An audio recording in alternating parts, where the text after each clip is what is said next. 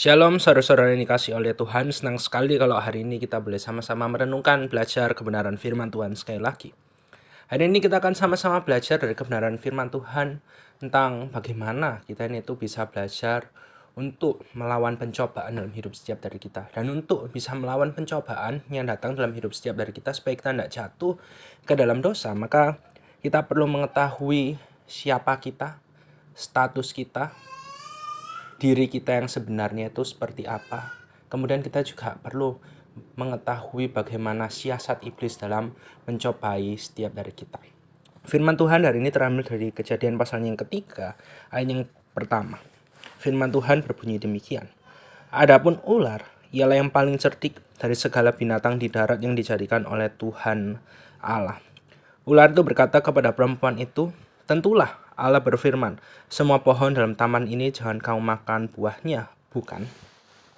Hal pertama yang perlu kita sadari adalah status kita. Status kita sebagai manusia yang memangnya lemah, yang rentan terhadap pencobaan.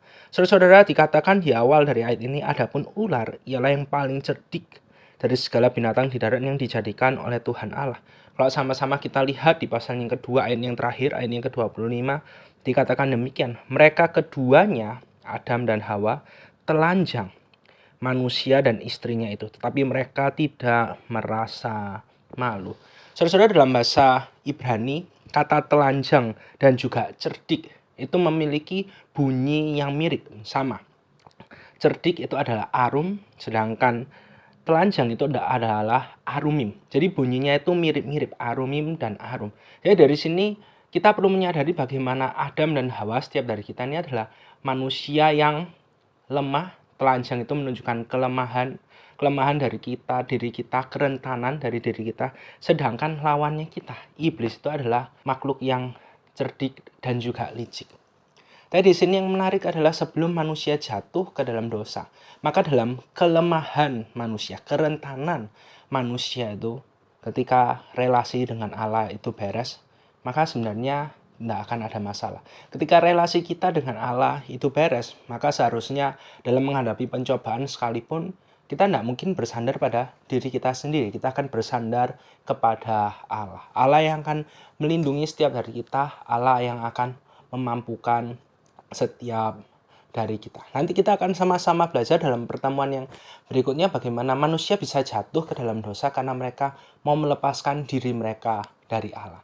Nah, ketika kita menyadari hal ini dalam kehidupan kita sehari-hari, ketika kita sudah percaya kepada Tuhan Yesus, maka seharusnya kita sadar kita itu aman di dalam Tuhan Yesus, di dalam dekapan Tuhan Yesus. Seharusnya kita ini tuh aman. Permasalahannya adalah apakah kita mau tinggal di dalam dekapan diri Yesus itu atau kita maunya hidup semau diri kita sendiri. Itu adalah perenungan pertama yang perlu kita sama-sama renungkan. Kemudian hal yang kedua, siasat iblis. Dikatakan selanjutnya, ular itu berkata kepada perempuan itu, tentulah Allah berfirman, semua pohon dalam taman ini jangan kau makan buahnya, bukan?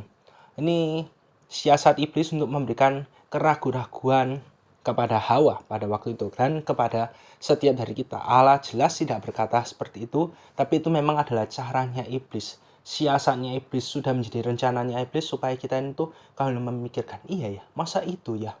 Dan di sini kita akan melihat nanti dalam pertemuan yang berikutnya bagaimana karena Hawa itu tidak benar-benar memperhatikan apa yang Allah firmankan kepada Adam dan Adam sampaikan kepada dirinya. Dia tidak bisa menjawab pertanyaannya iblis itu dengan tepat dan benar, dengan sesuai dengan apa yang sudah Tuhan perintahkan kepada Adam. Nah, begitu juga dengan kehidupan setiap dari kita.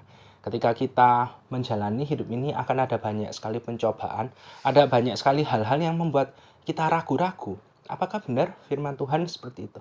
Masa sih firman Tuhan tidak boleh melarang aku melakukan hal tersebut?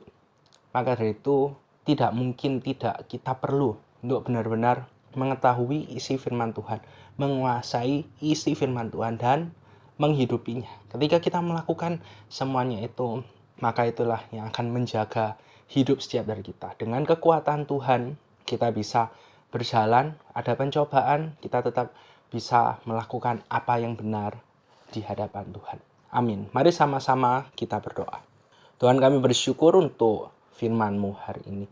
Tuhan yang tolong supaya setiap dari kami dapat terus belajar kebenaran firman-Mu. Karena firman-Mu itu yang akan menjaga setiap dari kami. Agar kami tidak berdosa, kami tidak menyedihkan hati-Mu. Tuhan yang tolong mampukan setiap dari kami ketika kami menjalani hidup kami hari ini. Memuliakan nama-Mu saja. Hanya dalam nama Tuhan Yesus kami berdoa. Amin.